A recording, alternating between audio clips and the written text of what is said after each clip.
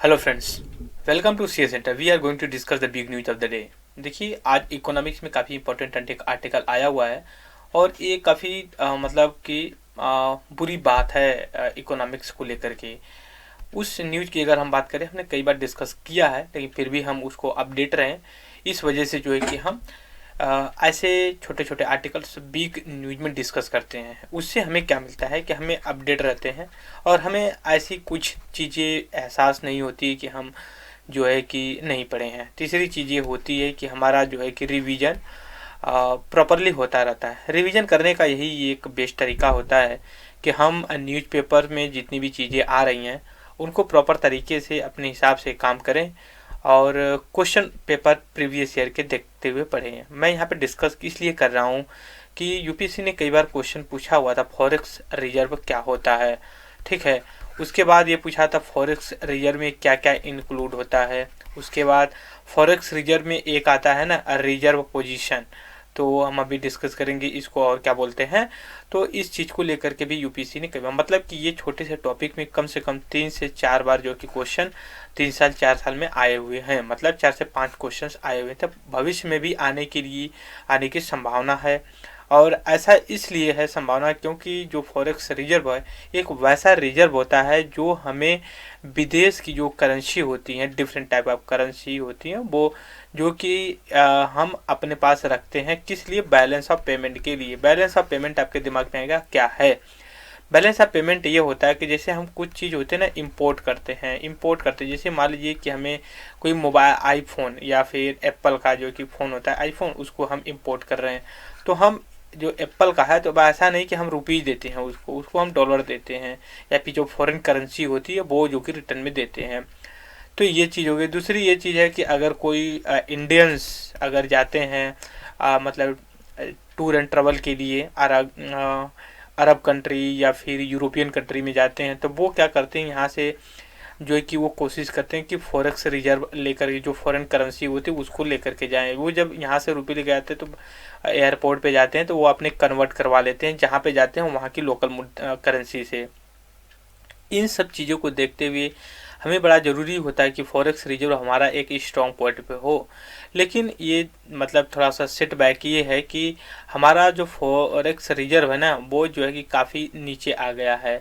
नीचे आ गया मतलब ऐसा भी नहीं कि एकदम कम हो गया, क्योंकि देखिए 1991 में जब हम इकोनॉमिक एलपीजी लाए थे तो उस समय हमारे पास मतलब कुछ ही फॉरेक्स रिजर्व बचा था कि 2 से लेके 6 दिन तक हम जो कि बस इंपोर्ट एक्सपोर्ट कर सकते हैं। लेकिन उस कॉन्टेक्स्ट में एट प्रेजेंट टाइम के कॉन्टेक्स्ट में जो है कि काफ़ी अच्छा हमारे पास रिजर्व है। बट उसके बावजूद भी अगर कोई चीज़ बढ़ी है, अगर वो कम होती तो तकलीफ तो होती ही होती है। तो उसी चीज़ को देखते हुए जैसे अभी हमारा दिसंबर 23 तक जो हमारा फॉरेक्स रिजर्व था काफ़ी अच्छा खासा था, मतलब 691 मिलियन डॉलर था, ठीक है। लेकिन वो कम होकर के हमारा जो कि 571 मिलियन डॉलर हो गया है, यहाँ पे आप देख सकते हैं। तो ये हमें मतलब काफ़ी चिंता का विषय है। दूसरी ये चीज़ है जो हमारे एग्जाम्स के पॉइंट ऑफ व्यू से आता है, जैसे कि मान लीजिए अगर आपको डाटा दे देता है, मैं एक सेकंड थोड़ा सा ये कर लेता हूँ, इसको इरेज कर लेंगे ना तो हमें स्पेस मिल जाएगा बढ़िया सा, तो हम जो कि उसको अच्छे से वो कर सकते हैं। एक सेकेंड वेट, बस बस बस, सॉरी फॉर डिस्टर्बेंस। ओके, तो उसमें ये चीज़ है कि अगर हमारे पास ये होता है तो हमारा एग्ज़ाम का जो है इसमें क्या होता है कि जैसे आपको दे दिया, आपसे डाटा में पूछ दिया कि जो फॉरेक्स क्या बोलते हैं फॉरेक्स रिजर्व है जो हमारा, वो क्या हुआ कि पिछले 5 सालों में कंटिन्यू बढ़ा है, मतलब ऐसे ऐसे डायग्राम के हिसाब से, या फिर वो पूछ लेगा बढ़ा है या फिर घटा है बढ़ा है। तो आप इसलिए स्टेडली ना तो इंक्रीज हुआ ना डिक्रीज हुआ, जिग जैग तरीके से रहा है, मतलब कभी घटा है कभी बढ़ा हुआ है। तो ये पहला आप क्वेश्चन देख लीजिए, स्टेटमेंट बेस्ड आता है। दूसरी चीज़ें जो फॉरेक्स रिजर्व होता है ना वो क्या क्या इंक्लूड करता है। पहली बात तो जो फॉरेन करेंसी होती है वो होता है, फिर उसके बाद जो गोल्ड रिजर्व होता है। तीसरी चीज़ होती है स्पेशल ड्रावन राइस, SDR इसको बोलते हैं, SDR, ठीक है। उसके बाद होता है जो चौथा चीज़ होती है वो Indian position in the IMF। हम थोड़ा सा और इसका स्टैटिक्स पार्ट देख लेते हैं कि हम अपने एग्जाम्स की, देखिए होता क्या है कि जो फॉरेक्स रिजर्व है, यहाँ हम PDF ले रखे हैं, PDF के थ्रू हम जो कि यहाँ पे डिस्कस करें। पहली बात तो RBI कस्टोडी, जो कि फॉरेक्स रिजर्व होता है ना, वो डिपॉजिट, जैसे मान लीजिए कि आप अपने घर में हो, भले लोग कमाते हैं लेकिन जो कैश होता है वो दादाजी के, अगर दादाजी हैं तो दादाजी के जो अलमारी में ही रखा होता है। पिताजी भले कमा रहे हो लेकिन जब पैसे कुछ लेना होता है तो दादाजी के पास जाते हैं, कहते हैं पिताजी कुछ पैसे दी। तो वैसे ही भले चाहे जहाँ से पैसे आते हों लेकिन उसका जो कि स्टोर रखा जाता है RBI के पास, ठीक है।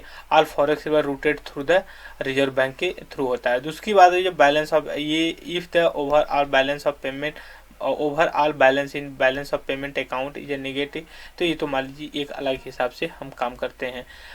लेकिन ये भी चीज़ है कि जो China largest amount of foreign reserve follow by Saudi Arabia, वो अलग है।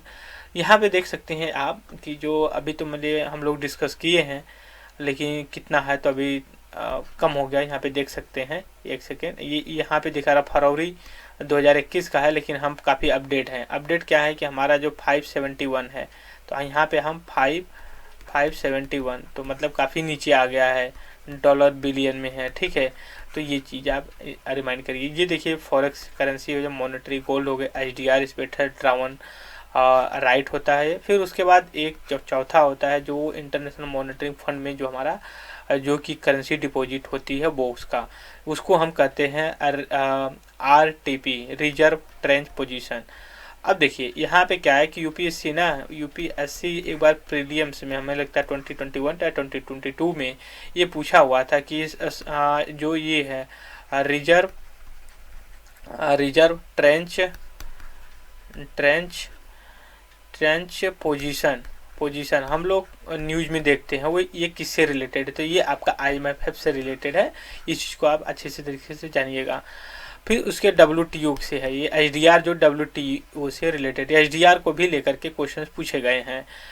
दूसरी चीज़ ये है कि जो रिजर्व ट्रेंच है, ये हम देख लेते हैं इसका मतलब क्या होता है। ये इसका देखिए, portion require Kota of currency to each member country must be provided to IMF which will utilize for its own purpose, के लिए यूज होता है। इधर क्लियर। तो ये बेसिक चीज़ें हमने डिस्कस किया। अब देखिए आप अगर अपडेट रहते हैं तो हमें जो कि अच्छा लगता है कि नहीं, चीज़ें जो भी हम कर रहे हैं, हम जो कि एग्जाम्स के पॉइंट, आप अगर इसको अच्छे से कर लें, आप क्वेश्चन अगर रिवीजन करते होंगे, IAS की मैं बात कर रहा हूँ जो, या फिर सिविल सर्विसेज की जितने एग्ज़ाम होते हैं, PCS का, IAS का जो एग्ज़ाम होता है, उसमें आप देखेंगे इस तरह के नेचर्स के क्वेश्चंस ज़रूर आए हुए होते हैं। और मैं कोशिश कर रहा हूँ कि ऐसे क्वेश्चन को एक क्वेश्चन मैं अलग सी वीडियो बना करके अपलोड कर दिया करूँ, राइट। सो इस वीडियो में इतना ही, और thank you very much discussion.